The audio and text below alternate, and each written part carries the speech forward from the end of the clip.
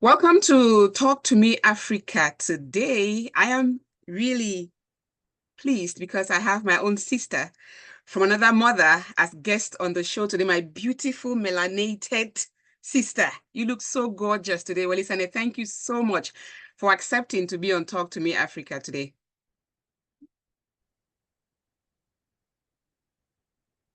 I really cannot hear you.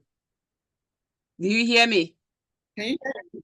Yes, I can. Yes, I hear you now. Perfect. All right. Welcome to Talk to Me Africa, Welisane. I mean, I've known you for a few months only, and we shall get into that sometime in the course of the show. But I love communicating with you. I have really enjoyed every moment that we've talked, that we've been in a meeting, and that we plan stuff. So I really admire you.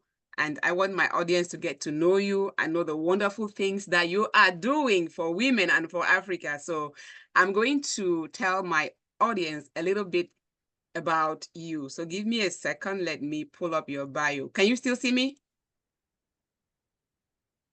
Willie, do you see me? I can see you and I can hear you. Perfect. Yes, All right, I so let's do. go. Okay.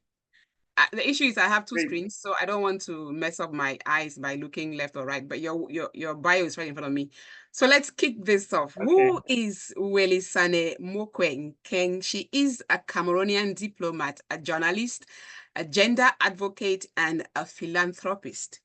Her keen interest in gender issues and the plight of the African woman and girl child led her to create the Welisane Foundation, which promotes gender equality, girl child education, sexual and reproductive health and rights, and mentorship and networking.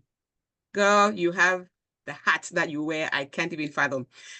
She is also the founder of the International Menstruation Hygiene Coalition. I love that. Let's talk about menstruation, which seems to be a taboo in our continent. She has under her belt a bachelor's degree in journalism and mass communication from the University of Boya. Go JMC. A master's in international communication and public action from the International Relations Institute of Cameroon, also known as IRIC. She has another master's degree in international relations with specialty in diplomacy, still from IRIC. Welisane is presently rounding off a doctorate in international relations at the Geneva School of Diplomacy. Girl, you do not stop, do you? She has worked extensively in broadcast journalism, corporate communication, international relations, and diplomacy. She has several international portfolios and recognitions, such as 40 Under 40 Africa Award winner, Cameroon 40 Under 40 Most Influential People, Speak Up Sees USA Humanitarian Award, United People Global Outstanding Project Recognition in 2021, Focus Africa Female Ambassador Award 2021. Let's keep going. Target Peace Powerful Leadership of African Woman Recognition, Guardian Post Gender Empowerment Award 2020, MEC Foundation Recognition 2020, United People Global Sustainability Leader and Champion 2019. And that is among others. Welisane, welcome to Talk to Me Africa. I am so pleased to have you here today. Your bio just makes me want to scream. I love this. Thank you. Welcome to Talk to Me Africa. Thank you so much. Thank you so much. I must tell my audience that you're joining us from Cameroon. You're joining us from Cameroon, yes. Right? You're right now in Cameroon. From the screen at any time. We're going to pray to the gods of the internet. So much, everyone. It's an honor for me to be part of it. Thank you so much. We're going to pray to the gods of electricity, the gods of the internet to let this flow. And I mean, congratulations for what you're doing.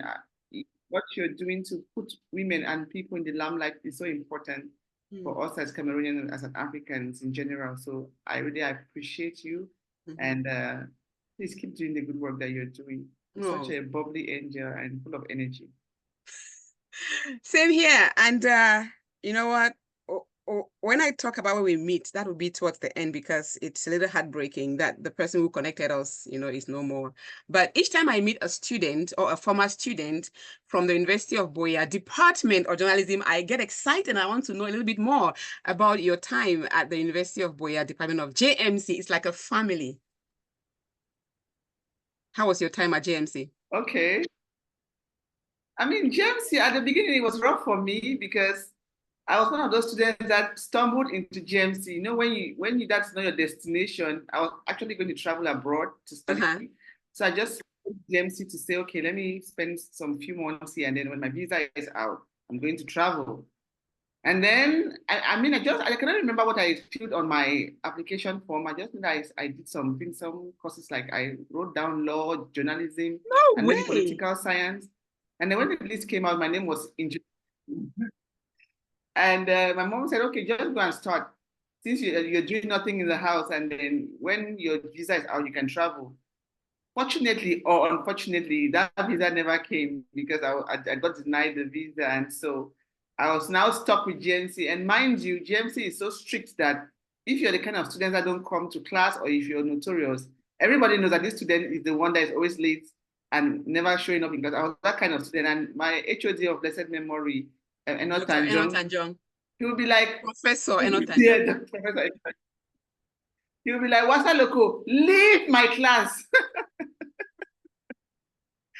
Every time I show up late. So I was the kind of student that teachers did not like in the first year, but hey, in the second year, I knew that I was not going anywhere. So I buckled up and started doing my best to graduate. And by the time I was done, I was like a good student. So it was, I mean, and then I was Miss JMC for that matter in the first year. So I was like popular in the department.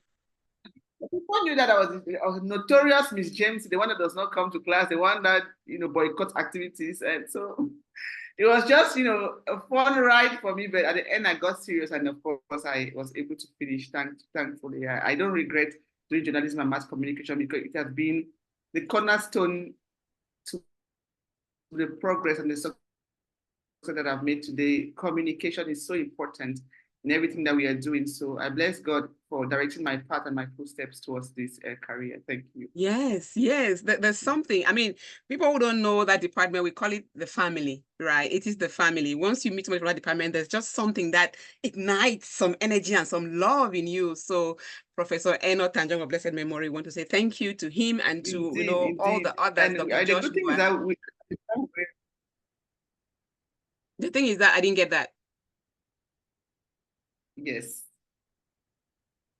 The thing is that at the time we're few in GMC, so we're like 50 students per class or 20 or so. And so it was just a small family where there was a loving, everyone knows everyone talks to everyone. We have a parent, as we say in the French system, and you have your godmother or your mentor. And so GMC has a wonderful place in my heart. And even the lecturers, they treated us like babies. We're la creme de la creme. Like when you hear GMC, this ones are special. Yes. Yeah, one of those institutions where we have now like a global JMC WhatsApp chat group, and our teachers are in there. The professors are in there. They just talk to you as if they're part of your class. They're humble people. So glad that you stayed the course and you went through that, and it's been wonderful for you today. So how do you juggle between? And that's why we used to call them Eno or Diff or by their first names. By their first names. Yeah, that was a good training. Yes. How do you juggle between journalism, diplomacy, gender advocacy, and philanthropy? How do you do that? And philanthropy? Why do you find the time? Thank you. I mean, I get this question a lot because people are like, what do you actually do? Like, you're all over the place. And some people say it in a positive light, some people say it in a negative light. But I like to say that international relations has always been my first love. I mean, when I wanted to travel, it was to go and study diplomacy and international relations, peace and conflict studies. And so even after I went through journalism and I loved it and I fell in love with it, I still wanted to be a diplomat. And so the interesting thing is that in Yaoundé, CRTV, CRTV, the national station, and the Ministry of External Relations, they share the same fence. And so I'm on the 5th floor. Every time I'm on the 5th floor, I look downstairs. I see diplomats going in out ministry, and I'm like, that should be me. That is where I belong. That should be me. So that's how, when they launched the concours, the entrance exam, the competitive entrance exam again, I said, no, I have to go for my dream. I cannot just sit here and think that I cannot do this. And besides, journalism is something that you live with forever.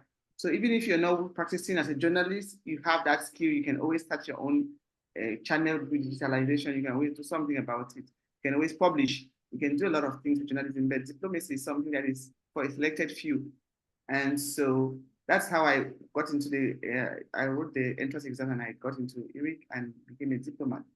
But to answer your question, I would say again that as a journalist, we have the privilege of being able to work either formally or informally or work for ourselves.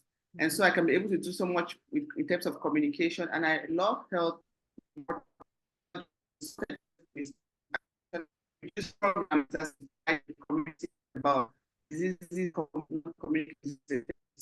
we do have some connection issues going on. I can barely hear what you're saying. What was the last thing you heard? Communication. The word communication, it was Okay, dead for like 30 seconds. I was saying that. Can you hear me now? Yes. Carry on. All right. So I was saying that the work that we do in terms of communication, we can do it formally or informally. And of course, my work as a diplomat to represent Cameroon is something that I am very passionate about. And so I do that as my main profession. And then diplomacy and communication, I do it as a daily passion and something that I can do it on and off the radio. Wow. You recently won the 40 Under 40 Africa Award, and I tried to vote. It was just so restricted, but you won, and I'm so glad that you did. Tell us about that. How was it? Yeah, actually, when I was in Cameroon, I assumed that I was going to win because I felt like my profile was rich and very heavy. But when I got to Kenya, where the event was taking place, I saw people with strong backgrounds. In fact, at the summit, because we had the summit before we had the summit before we had the award. The award ceremony. So so I just said to myself, if I win, fine. If I don't win, fine, because these are really, really solid people that I see here.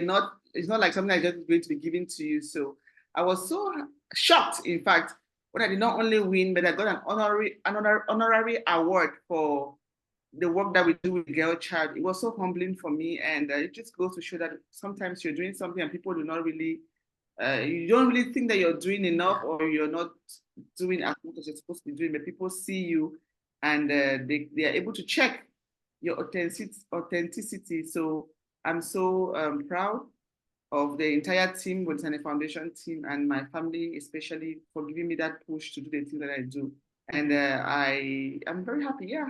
Yeah, that's good. Congratulations again. Now that you mentioned the girl child, right? Let's talk about women and gender issues that is so prevalent on the African continent. Now, what do you think are the major issues that women in Africa and the girl children in Africa face today? Yeah, that's a really pertinent question. And it's a recurring question because girl children in Africa have their own challenges from the girl child around the world.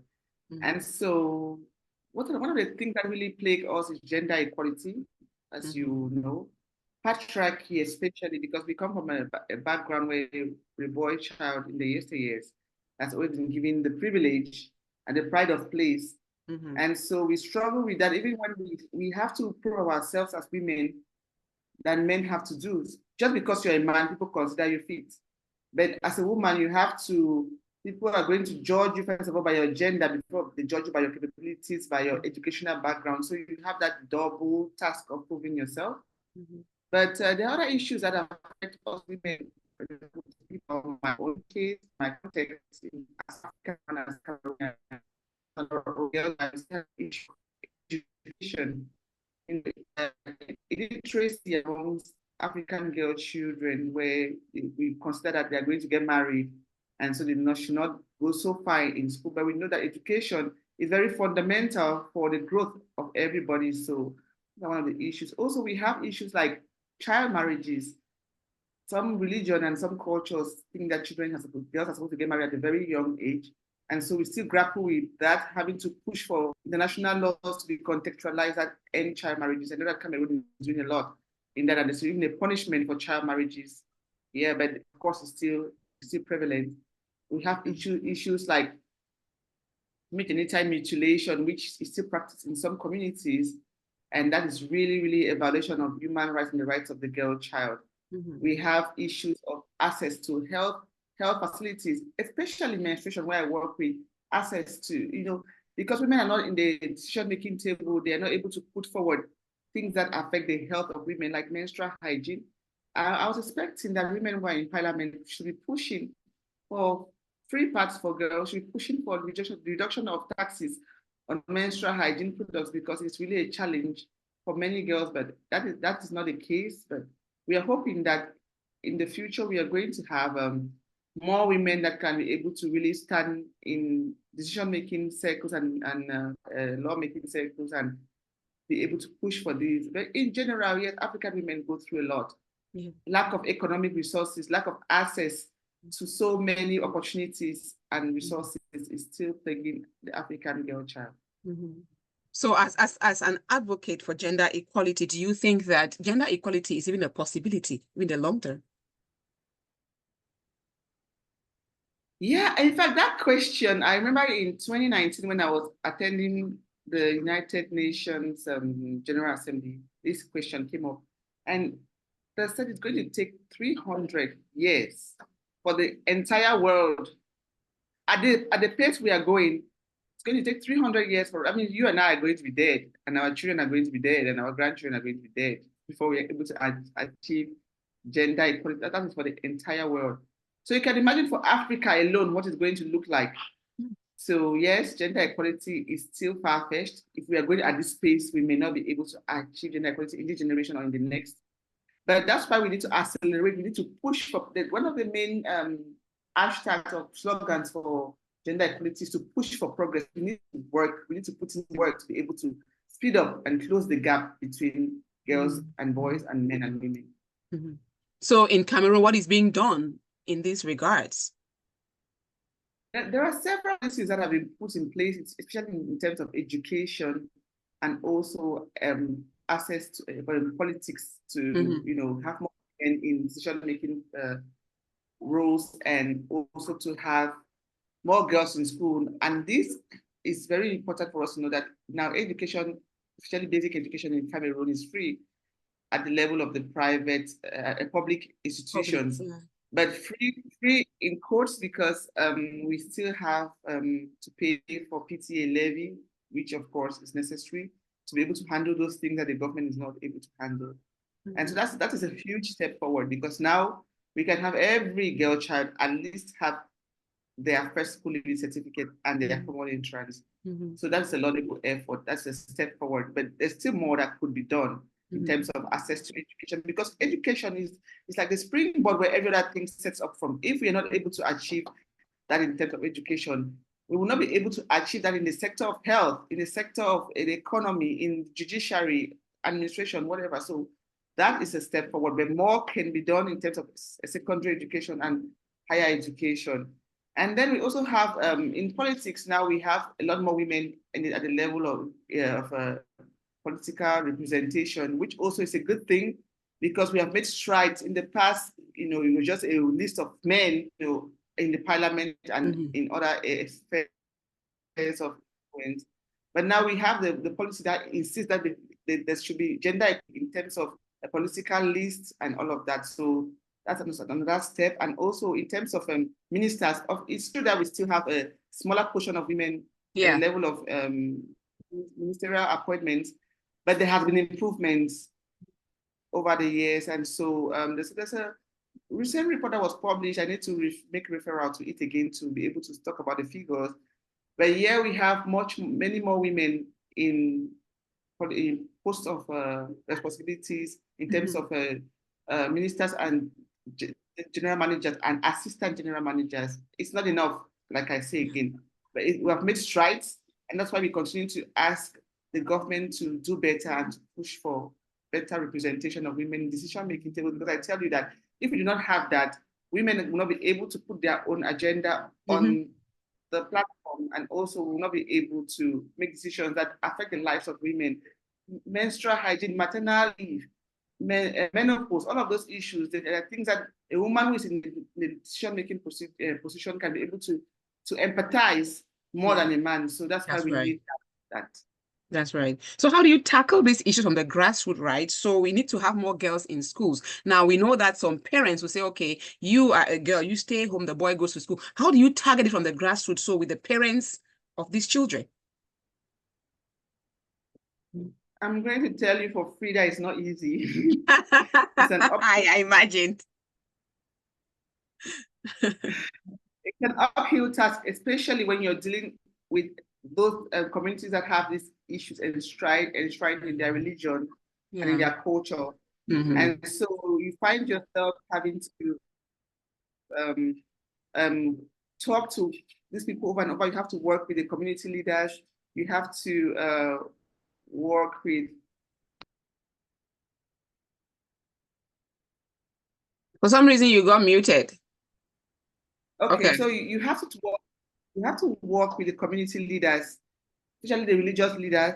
You have to work with the peer leaders. You have to work with opinion leaders of that community to be able to penetrate any community, because you don't think that because your name is Welisane, you can come from Yaoundé and go to Kwakwa Nakebole and start to tell people that send your girls to school. These children have to be in school. It's a right. That's not enough. Yeah. You need to bring them to understand the importance of education for the leaders, especially the community leaders, the religious leaders. That's why we're working together to make this happen, because they are very important stakeholders. Parents also have a major say, because if a father or a mother tells them, I don't want my child to go to school, there's nothing you can do about it. Yeah, that's right. Sent to school today, tomorrow. So yeah, we need to, we are working with these important stakeholders to, and the church, I forgot to mention, the church has a major role to play, especially in our context. So yes, we're working with all those stakeholders to be able to get these girls back to school, and also to change the mindset of girls.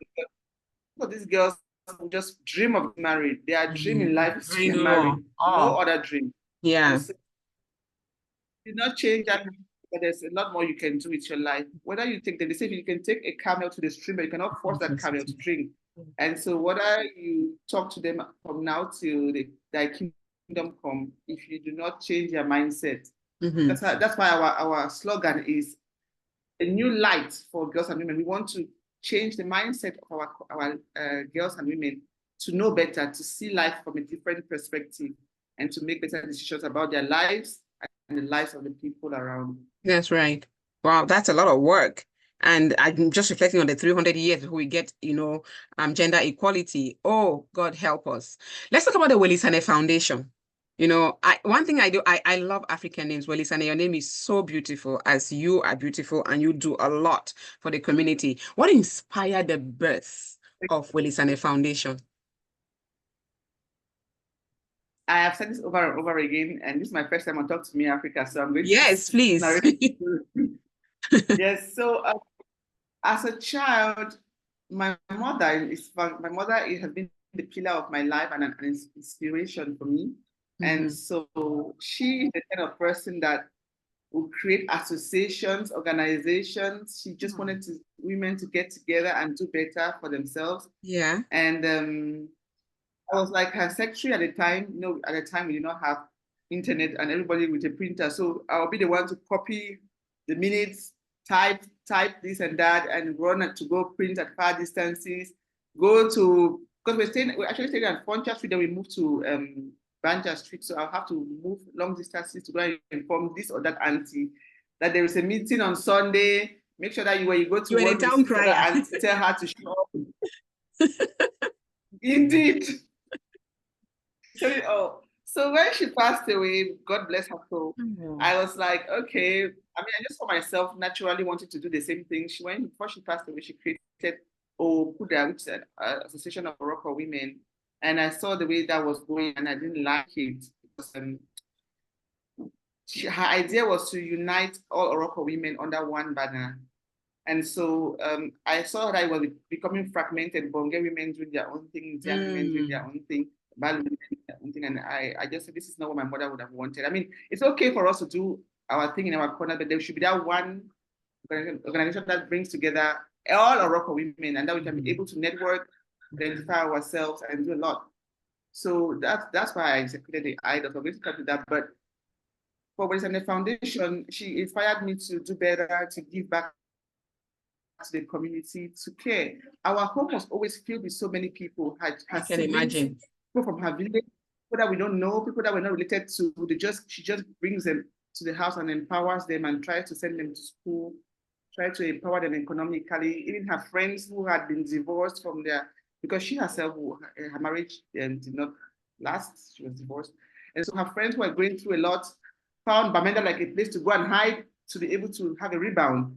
And so that being that kind of person, I think that DNA should just pass it to the rest of us, because my sisters are doing the same thing. My younger sister, Jenny, has her own organization. She's doing her own thing for the empowerment of the girl, child, and women. My other sister is so much more involved in the foundation. My last sister also, below she too is part of our organization. So we are all just drawn to this. We have it in our DNA, and I think that my mother passed that on. And if I look deeper, I'll say that could have been in her mother and in my grandparents too. So it's a DNA thing for us. We just have that. Yeah, I can attest to that. I can attest to that. More bigger hearts. I can attest to that. The few months I've known you, wow. I'm like 2 a.m. You're sending out messages to get people ready for a meeting that's happening tomorrow. I'm like, go to sleep. They'll be like, well, you're not sleeping. I know. It's a sleep. Anyway, I know your foundation, seeks to address issues that block, girls and women from advancing in the society. I love that. I love that. So you focus on education. What is SHRH? I saw that on your website. You focus on that as well. That's sexual and reproductive health and rights. Okay. Can you throw more light? How do you help women to own that? Yeah, like I said before, growing up, I realized that issues that have to do with a woman's sexuality is enshrined, or they treat it as if it's something that should be hidden, or there's so much mystery around it, or so much hush-hush around it. For example, menstruation. In fact, many of us started menstruating and nobody was talking about menstruation to us, and then we just saw blood and then we are shocked and afraid, and then we now know that we have to stay away from men, but there's no information at all. And I was asking myself, why should it be so? Why are we not talking about menstruation? Why are we not talking about infertility? Why are we not talking about breast cancer, cervical cancer? I mean, the woman's reproductive health is a citadel of humanity, and so it's supposed to be worshipped. It's supposed to be holy, and people are supposed to actually learn about it. People are supposed to be reading this from the age of, from the way you start to read, you're supposed to start knowing about women's sexuality, everybody came from.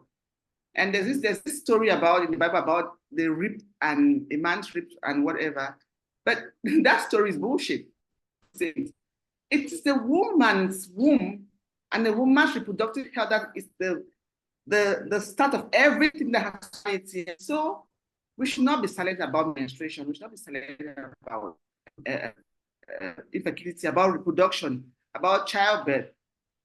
And so that's why I felt that we need to talk about it, create awareness around these issues, and provide support for women. A woman will be going through infertility, and the in-laws are badging on her, the friends are gossiping about her, the community is doing nothing about it to support her, and she's going through that alone. So we need to talk about these issues that affect the reproductive health of women and their rights. We need to push for their rights, as to all the facilities that have to do with women's health, because if we do not do this, we'll find a scenario where women are trying to raise families and do a lot for the community, and they're suffering in silence.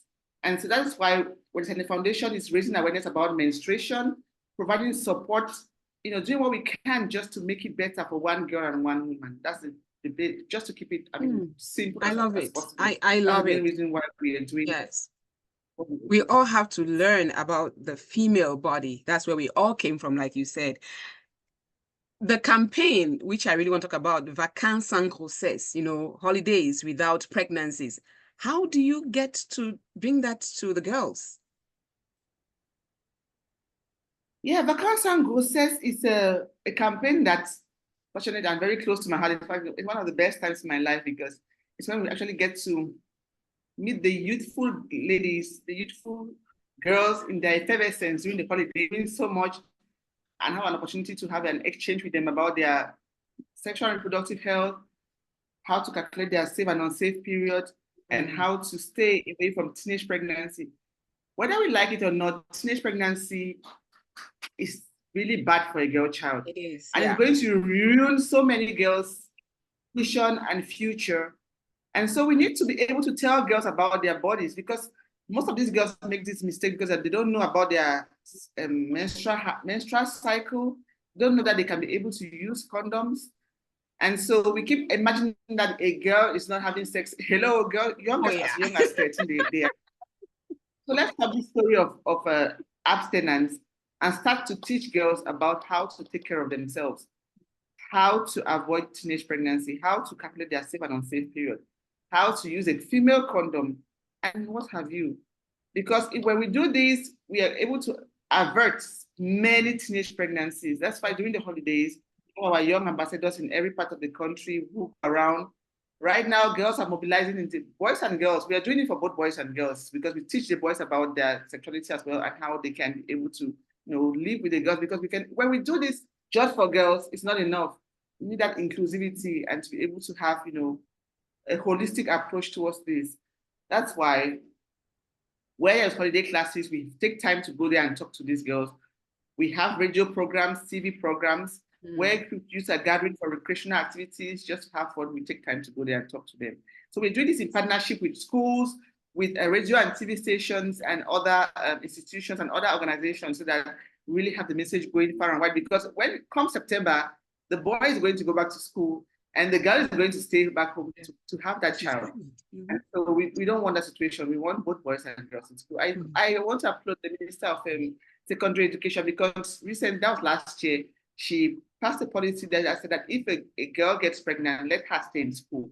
Oh, but wow. they were dismissed from school. And so, but even though she said that, it doesn't mean that girl should get pregnant. Because I mean, so that having a pregnancy and going to school is an uphill task, especially for your first pregnancy. You're vomiting, you're having nausea, you're sick.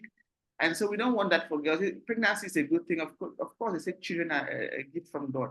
But we should be able to have children at the right time and encourage girls to have children when they are ready, when their bodies are ready to have children, not just because you are menstruating and think that it's the right thing for you to have children. Yeah. That's right. Let me acknowledge Facebook viewers. Thank you, All Mercy, for joining us. She says, unlimited, unstoppable with a beautiful smile. That's for you. Wow. Ruth Lange, thank you for joining. Greetings, my beautiful sisters. Thank you, Na, Ebai, and Richard for watching. We're talking with Welisane Mokwe Nkeng, who is a journalist, who is a diplomat, who is an advocate for gender equality. Now, let's talk a little bit about this, teenage pregnancy and female pregnancy, as if men get pregnant, and these early pregnancies, Society still blames women, when they get pregnant, when they are raped, when this happens. As a gender advocate, what do you have to say about that? Societies always say, oh, it's her fault. She dressed skimpily, she didn't wear a long shirt. It was too tight. Why are we still blamed for that? That is really a shameful thing because it's not because someone is not dressed properly that we think that they got pregnant. Because I mean, this is within Africa. Even when I come to Europe or to America in summer, everyone is indecently dressed. I know, even to church. That was my cultural shock. Like, where do you think they're going to? You're at church with shorts. Anyway. If you want to call indecency. So I think that. Yeah. Yeah, so I think that generally in Africa, we have this thing of blaming women for everything that goes wrong. If a child is not succeeding in school, it's the mother's fault. If a girl gets raped, oh, she was not well dressed. Oh, she was out late. So we just have it's a way, patriarchy has a way of, dealing with women. They shame us and shame us and shame us for everything. That's why we, as the next generation of women, are going to throw away shame and move with our heads held up high. Yes. Because we're trying to build a society where everything is a shame for women. A woman has sex, it's shameful. A woman, has a child, it's shameful. A woman is struggling to raise a child alone. When a deadbeat father has abandoned the child, it is her shame. So we need to stop this rubbish. I think that we all make mistakes in life. And if a girl gets pregnant, we have to talk to her, of course, as African parents, and you've done the wrong thing. What is the way forward? How can we as a family take care of this girl and this child? And we need to encourage boys to be more responsible, because we just say a boy is going to be a boy. A boy is going to do what a boy is going to do. That's not correct. But we don't say a girl is going to be a girl. We don't say that. But we don't say that. Oh. So it is the burden of the society is on the shoulders of women and girls. This is not correct. That ain't right. Let me say it like an American girl. That ain't right. We need to. I wanted you to laugh, Mabel. We need to have a society where we don't blame the woman and the girl child for everything.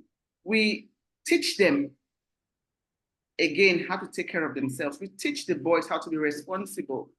We teach parents how to be present in the life of their children, because now every parent is busy chasing the dollars, and they don't have time to sit down and tell their girl child, you're going to menstruate, you're going to have hormonal imbalance, you're going to, start to, date men, you're going to. So we find a situation where girls get into relationships and boom, before you know it, they are getting pregnant. In the US, I see young girls dating at the age of 13, but they don't get pregnant because their parents know that they're just, having fun as young people, not necessarily having sex.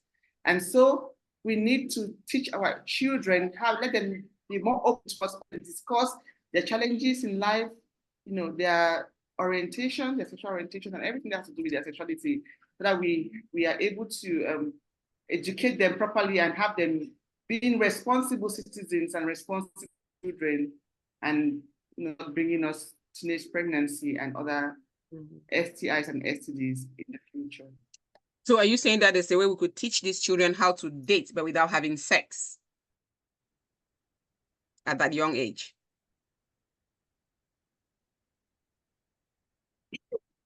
In fact, when I was in Seka Baptist College, Seka, watching, special shout out to you guys. When I was in Seka Baptist College, we knew that, we used to have boyfriends, Sase, Sacred Heart, Welisane Mokwe, whatever.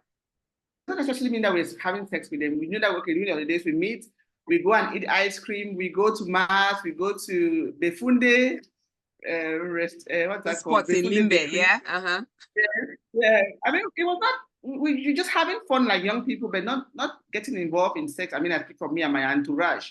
So I think that's the kind of relationship that we should encourage our young people to have. Just getting to know the other gender, just discussing about challenges as young people and just having fun. Yeah. You understand? That's right. Just really getting involved. I agree. That is very difficult for African parents, especially, because they'll be like, no. Yeah. As long as my girl child is menstruating, she cannot hang out with a boy. So sometimes very tricky. But of course, like I said, this is why we have many young girls getting pregnant. Immediately they are exposed to the other gender. So let us work on that as parents, African parents especially. Let us be open to sex and sexuality with our children, both boys and girls, and they'll be more responsible citizens, and they're going to be able to take informed decisions about their bodies. I agree. And I think that, what scares most parents is that when we talk about sex education, they think about the actual intercourse. It is not. My daughter's 8 and I teach her about her body. The red part that somebody cannot touch, the yellow part they have to ask to touch, and your green, which is just your hand, give me a handshake. So that to me is a sexual health education. It has nothing to do with the intercourse itself. So that's what scares us parents when we say, teach your child about, their sexual health. They're like, why? They're only 14, but just teach them how to take care of their bodies, what somebody cannot even look at or ask to touch. That is the health education we need to give our children. So this taboo around the word sexual education, we need to break it down. What I teach my 8-year-old is not what I teach a 13-year-old or what to teach a 16 or a 20-year-old. They're different levels of sexual health education. So I think your foundation is doing a great job to educate the young girls in Cameroon and beyond. I applaud you for that. Now, I see this on your foundation. It reads that join us making menstruation a normal fact of life by 2030. Zero shame, zero stigma, zero taboo, zero poverty. Why do you think that there's so much shame around menstruation? Which is what we need if we have to have children tomorrow. And if we don't have those children tomorrow, we're going to be shamed for not having the children. So why don't we start from teaching us, young girls, that it is okay to see that blood come out of your body every month? Why do we still have so much shame around that? Yeah, thank you so much for that question, sis. I think that is a cultural thing again, and I agree. Cultural tradition, really, because just the fact that where the blood is coming out from, people think that it's shameful for blood to be coming out from a woman's vagina. So that is where the real issue actually comes. But the blood could be coming out from the eyes or from the ears or from the mouth even. That would not be an issue. But because it's coming out from the vagina, that is where there is a problem. And so people feel like, oh, it's so shameful. Oh, it's culturally bad. Oh, she's dirty. Oh, all those myths and misconceptions around menstruation. That is why with the international community, notably the Menstrual Hygiene Organization and WASH, are pushing to make menstruation a normalcy by 2030, because over the years, there's so much that has been done in DCs. So much has been done to break the stigma and the shame around menstruation, just starting from this year. We celebrated 10 years of Menstrual Hygiene Day. We started in 2014. And I want to say that so much that means people have been waiting to talk about this. And so it has been very, very rapid. People, every organization, everyone is just seizing the light and moving with it, because it's very, very important for us to be able to move out as women and as a community. And so we encourage even those religious leaders and even those cultural leaders that please, we are moving towards a generation, an era where we cannot continue to enshrine menstruation and make it a shameful thing. Let us as parents, as community leaders, as whoever, open up about menstruation from the home. A mother, you know that a mother, I'm sure, Mabel, I don't know if your mother spoke to you about menstruation. No, she did not. My mother said to me that if you joke with a man, you're going to get pregnant. That was my menstrual hygiene education. So this generation of women, the millennial mothers, are the ones who are going to bring this change, because right now we have every mother telling their children about menstruation, and their boys as well, boys and girls, about menstruation. When we go to schools, we talk to both boys and girls. Boys, you need to stop shaming girls, especially in class. I can remember that when I went to a single-sex school, that is Seka Baptist College, and I went to Baptist High School. It was a scandal for you to get stains in class. My sister, you will not be able to make it to class for the next 1 month, because it's going to be something that's going to be on the tongues of everyone for the next 1, 2, 3 months. So you better not get stained in class. You better sit on your seat until everyone leaves the class before you can stand up. And this is not what we want for our boys and our girls. We don't want girls to be ashamed of something that is so normal and so natural. That's why we are saying that everybody should get on this train and start to push for us to break the shame around menstruation. It's too bad for a girl to have psychological problems because she's menstruating. It's a natural, normal fact of life. And please, anyone watching us, help us. Help us, help you, help the community, and let us help each other to break this stigma around menstruation. I cannot imagine what it feels like. I mean, I've never had that scenario where I was staying in class, but for those who did, I'm not trying to empathize what they went through, the shame, the trauma that they were going through just because they had menstruation in class. So please, let us make menstruation a normal fact of life. Let us push for menstruation to be normal by 2030. It's still very much a challenge. It is. Because we still have fathers who cring at the mention of menstrual hygiene or menstruation. But let us do it together. We can. Menstruation should not be something that we should be ashamed to talk about. I'll share a story with you, Mabel. Last year, I went to the ministry to my office. I was in the restaurant, I was sitting with four of my colleagues, men. When I stood up, my dress, I was wearing a white and black dress. My dress behind had a big red map stains to stupor. And when I stood up, I felt the blood actually running down my legs. I was like, wow. In the midst of, and then the way we're sitting, in the way that you cannot even get up and move without somebody noticing. And then it was in the restaurant, and you have to leave from the restaurant back to the office before getting back to your car. And it's easy for me to come here and say that, oh, let us stop the menstrual shame, let us stop the stigma. But that was in that moment, I felt like God was trying to evaluate my mental strength and how much I've grown to accept menstruation as a normalcy of life. Mm-hmm. And so I sat, when I noticed that I was thin, and then the guy looked at me and they were embarrassed for me and for themselves. I said to them, are you guys aware that women bleed every month? And they all laughed. They said, what do you do? I said, are you guys aware of things? They say, because there's no illegal. I used to sing because I'm going to stay for a long time. And I just about this. One of my colleagues said, can I give you a jacket? I just said, no, why? I'm going to move to my office and then to my car and go back home. And that was really, and wow. And shower. So that was courageous of you, girl. The best thing I've ever had to do. And when I went back home and I just said, yes, I have grown. I have grown. Mm-hmm. I am now a true menstrual hygiene champion. It's easy for us to preach, but when it's time for us to practice, that's where the real challenge is. Wow. Yeah. That was courageous of you. You know, I remember, you know, in secondary school, whenever you had that, whenever they see you with like a sweater around your waist, it means you're hiding something has happened to you. And it's not just that we're ashamed. We didn't even have the products to use.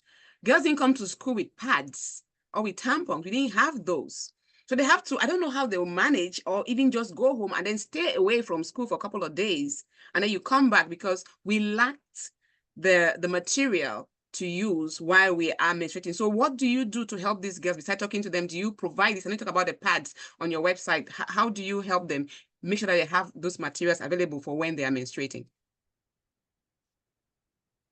Yeah, in fact, when I visit some parts of the world, I'm so happy to see that when you walk into the restroom, you can have just them. find tampons and exactly. I mean, I'm so excited. In fact, I went to the Hurricane Island, and when I went, I've gone there 5 times for since 2019. So this year was my 5th year going to the Hurricane Island. And this year when I went there, one of the managers of the island said to me, Welisane, do you know it's because of you that we have pads in every toilet now, and tampons and pads in every toilet now, and every restroom.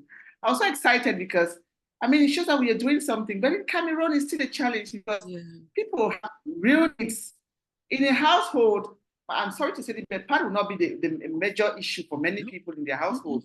They'll be thinking about how to buy rice, how to buy gari, how to, you know, pay the electricity bill, how to have water. And so pad is going to be like the last thing on the list. The least on the list, really, yeah. Mm-hmm. Yes. Mm-hmm. The least on the list. So what you're doing is really helpful. Yeah, it's really helpful. What we do for less privileged girls is to have reusable pads. I have about 3 packets myself of reusable pads because sometimes my period surprises even me. I thought I knew how to calculate my period, but sometimes I even forget that my period is going to come today. And when it comes, I don't have any disposable pads. I have to use my reusable pads first before I am able to send for pads, or I'm able to buy some. And even if you buy in bulk, sometimes it still gets finished.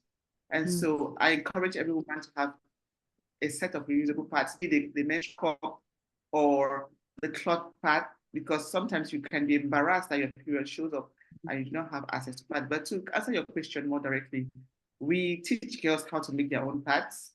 Oh, wow. With local, yeah. And also we reusable pads.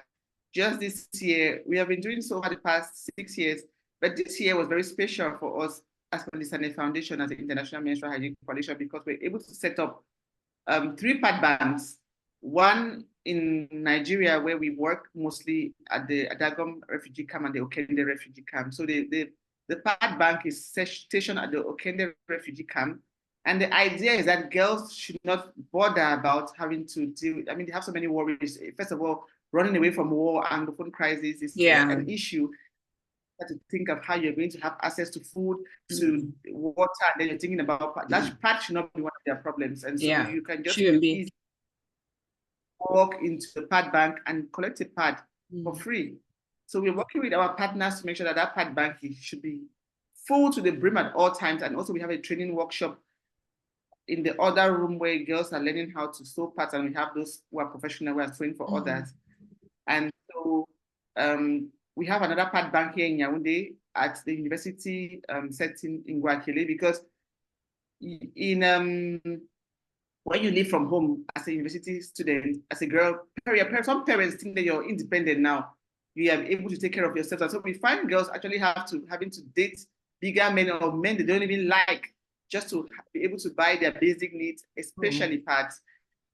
Have to sell themselves cheap just to be able to have some money to buy their basic needs, pads notably. And so we have a pad bank stationed there at Guayaquil, so girls can just walk in every month and collect a packet of. We have actually a dignity kit that has a bucket, soap, pads, and other items that we use when we are menstruating.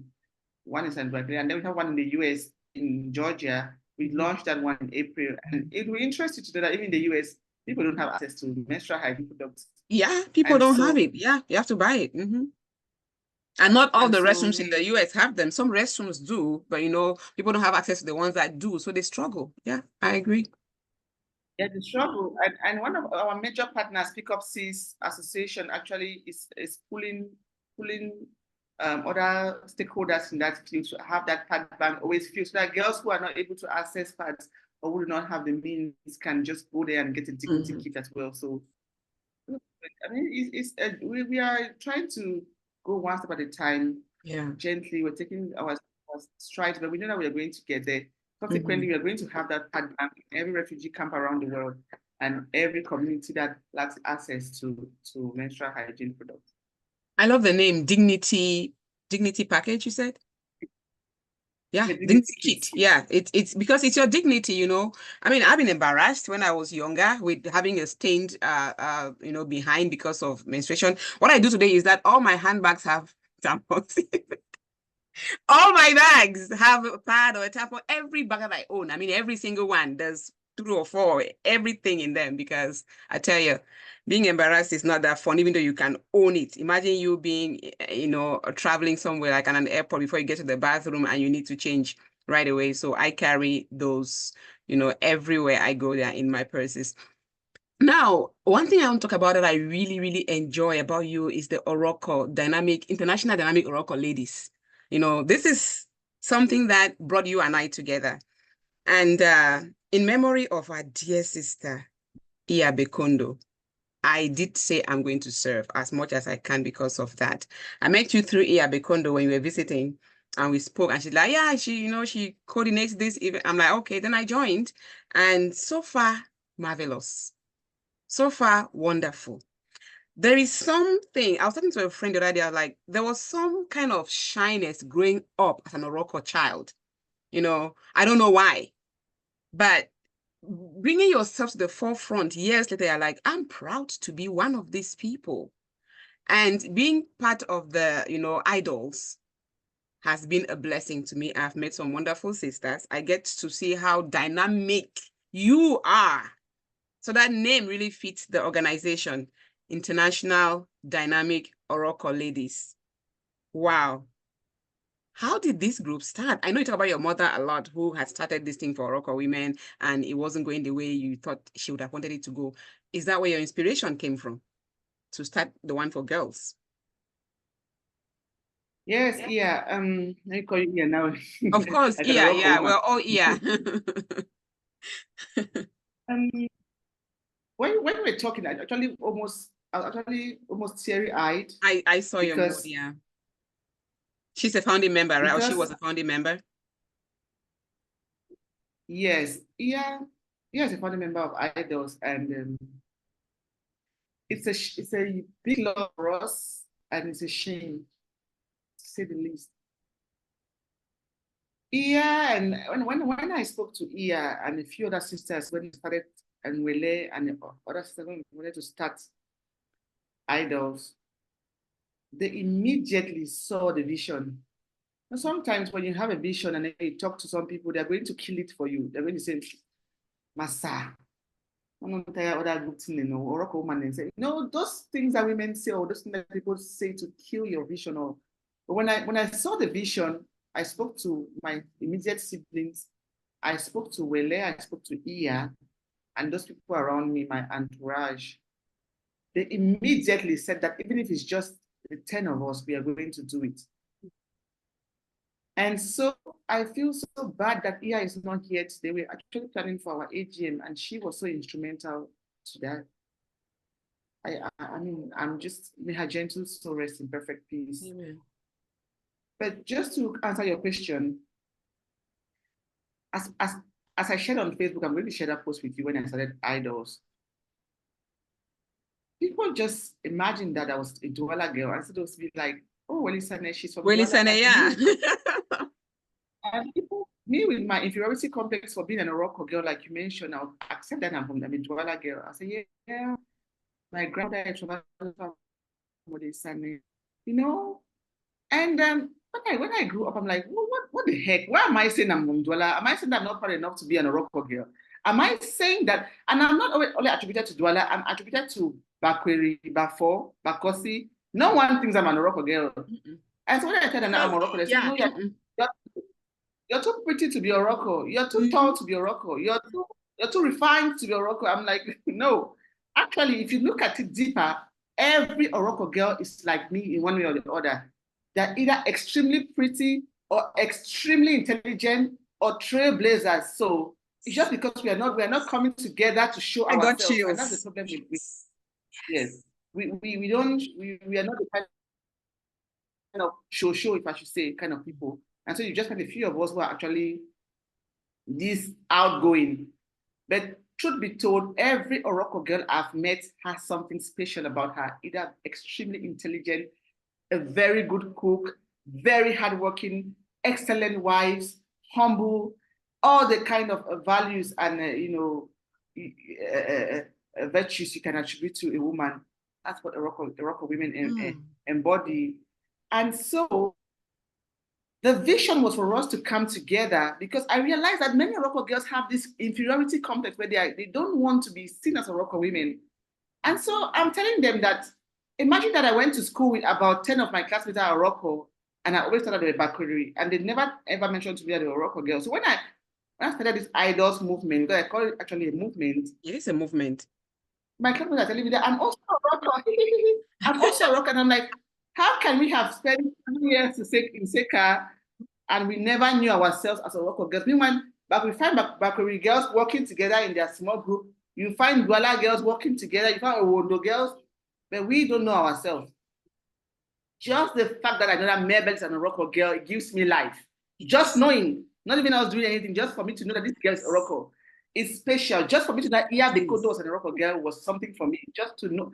And so we are so many of us around the world. We are, I mean, Oroko girls Oroko people are the majority in the Southwest and in Kumba, Nzian. And just for us to know that we are so many around the world and we don't know ourselves was an issue for me. So first, let us know ourselves. Let us know who is where.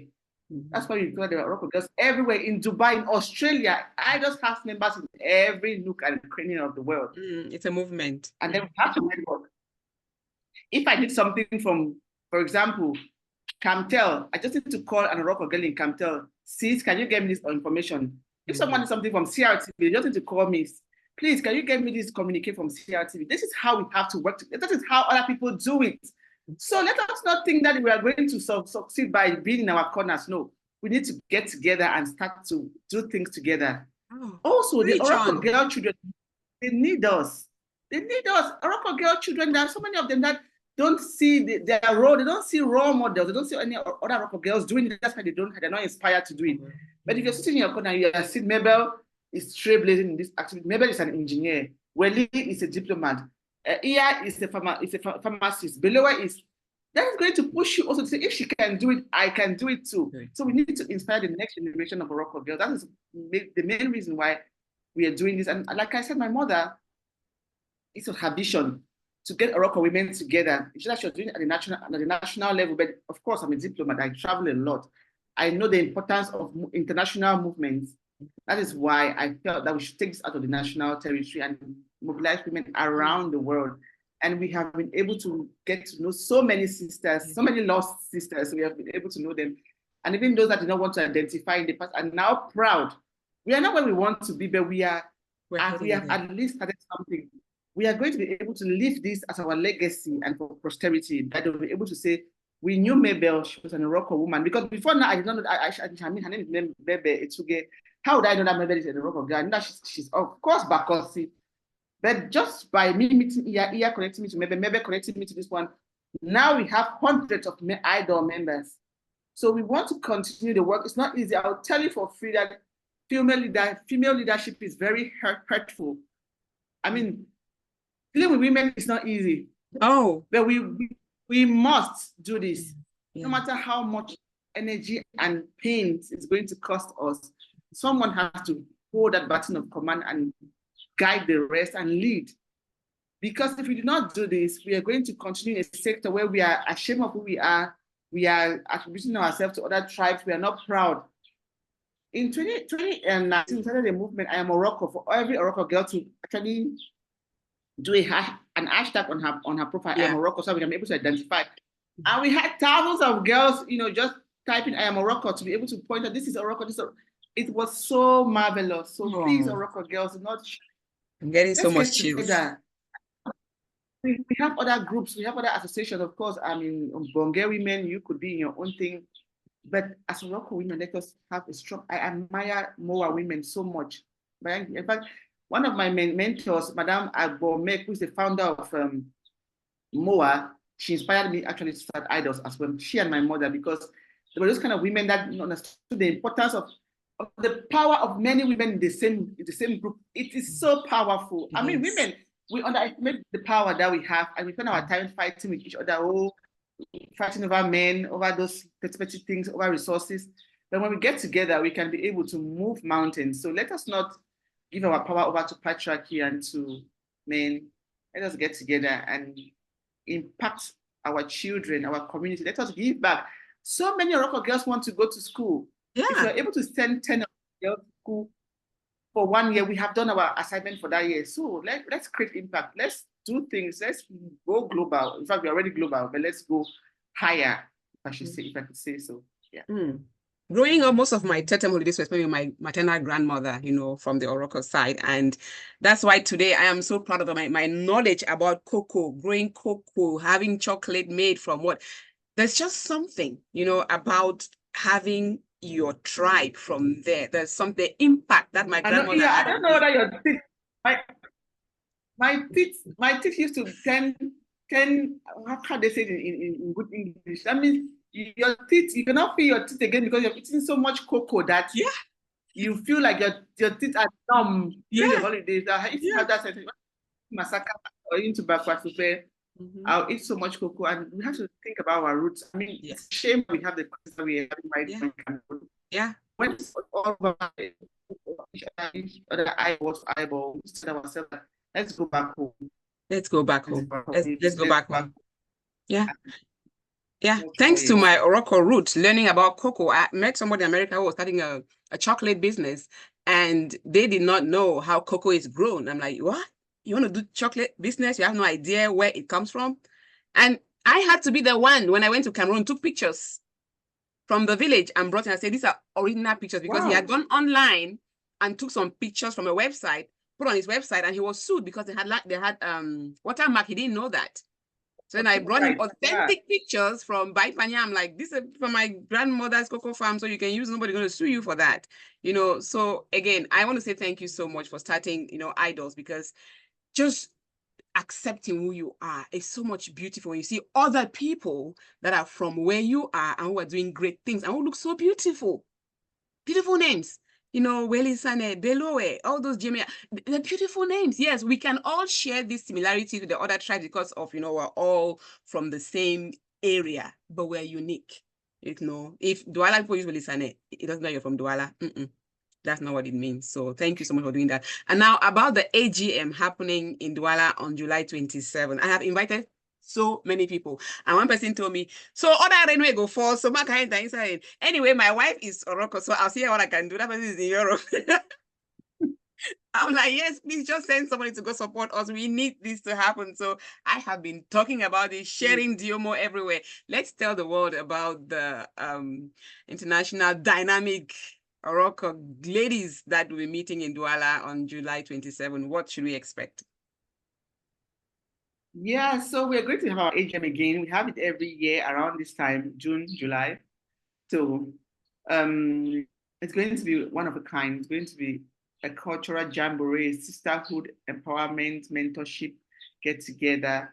And we invite everyone to join us, especially for the empowerment and mentorship part of the program. In the morning, from 9 a.m. to 12, we are going to have a conference where we talk to Europa girls, especially about several issues that have to do with empowerment, education, economic empowerment, mentorship, IT.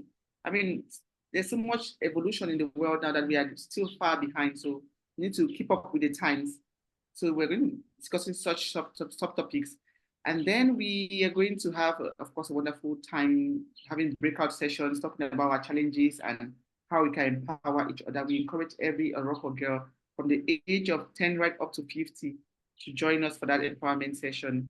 Because they say charity begins at home. We can all leave Oroko girls and start to empower Bayang girls or start to empower Betty girls when our own girls are still lagging behind. So we feel that sisterhood, we need to be able to empower our own younger sisters and our own community first. Conference is an all Oroko Girl Empowerment Conference in Douala at the Centre de Multi Fonctionnel de Depanda in Douala, 9 a.m. to 12 noon. And thereafter, we're going to take a break and then come back in the evening at 6 p.m. to have our cultural gala. And our cultural gala is always extravaganza because we have a plethora of artists who are going to be there. And so they are still signaling their presence, but we already, if Tokamo will be for us, who can be against us? Tokamo Hallelujah. is You can say the that. maestro. Tokamo is the maestro of Oroko folklore. So we are inviting everyone to, I mean, he has been, we miss him. He has been a little bit missing from us, especially those that do not live in the Southwest region. So we're going to be so humble to see him again, to dance to all the songs that we grew up with. Oma Mana Mende Papi, that was my favorite song. My mother had that song on. Yes. So we're going to have to come out there. And Jomo also, I mean, Jomo is like the trending guy on social media, and he is acknowledged that he's going to be there, and he's so excited. And he's going to have a skit for us during that AGM. And we're going to have so much cultural dances and, competitions, awards, so much food, drinks. Please, if you're watching us, indicate if you would like to be there. You don't need to be an Oroko person to attend. We'd like to extend an invitation to you and have you doing that cultural jamboree, especially if you're in Douala or if you're going to be in Douala. We would love, love, love to have you with us. So please, guys, take the rendezvous on the 27th of July 2024 to be there with us in Douala. Clear your schedules. We are always happy to have, the more the merrier. So please join us, and maybe please anyone that you know in Douala, invite them to join us. We'll be happy to receive them. Already done. I'll keep pushing. I even invited somebody in Yaoundé who is in my journalism, was in my JMC class. I think her dad is from Bali and her mom is Oroko. We talk about it a lot when we were in UB. And I'm like, are you part of this? She didn't reply me, but I'll try to push again so they can join. Yeah. And Miranda, who's in Yaoundé, that's my twinnie. So she said she will be there. Miranda Itokujo. Love her. We grew up in Kumba together. Remember. So wow, I really admire that. I really, really, really do. Well, it's been a pleasure to have you on Talk to Me Africa. One thing I always do is I ask my guests to bring an African proverb, and this me, who's a producer and presenter, forgot to ask you about that, but it's okay. Next time you come on the show, you have to share an African proverb with our audience. But if you're too smart enough, you can just give me one right now. My mantra as a leader is that as an African proverb, actually, that alone you are going to go very fast, but together we are going to go very fast. So let's always do things together. Let's be united. That's why we are starting everything that we are doing, idols, the coalition, because we need to learn to work in synergy. We cannot be working in dispersed ranks. And sometimes when you start something, people are not going to get the vision, and they're going to be clouded by their own judgment, but subsequently they are going to see where you're going to, where you guys are going to, and they're going to join. Yes. So I don't push too much. If I tell Mabel that Mabel join us and he says it's not for me, I leave her alone. 1 to 3 years down the line, she's going to say, I like to be part of you. So that's what I always tell people. Yes, Oroko girls rock. We rock. Thank you so much, Welisane, for being. We really do. We do rock, for being on Talk to Me Africa. I cannot wait for Idols USA to have a get together. I cannot wait. It'll be wonderful. We need to plan for 2025. Like we said during the meeting, that we need to project for the OSA USA. We need to plan bigly for Idols AGM in the US, and of course mobilize all the stakeholders. I can't wait. I mean, I'm already thinking about it right now. I know. I happen to have met the president here when I went to Iya's home, and so he'll be coming on Talk to Me Africa towards the end of the month to talk about the convention that'll be happening in Minnesota. That'll be awesome. So we have to push this. Only we can push Oroko culture and Oroko information forward. Only we can do it. So and you have to ask yourself, if not me, who? If not now, when? Yeah, if not now, when? Yeah, absolutely. Welly, thank you so much. Thank you for being on the talk show today. Okay. We'll keep in touch on other platforms. Yeah, please keep doing the good work that you're doing and keep that smile on your face. You're so pretty and you're doing so much. Wow, my kind of girl. Let's keep it. My kind of girl too. Thank you. I'm so glad I got to meet you. Bye-bye. Bye. Love to everyone watching. Bye. Yeah, thank you everyone for watching. If I can find my mouth.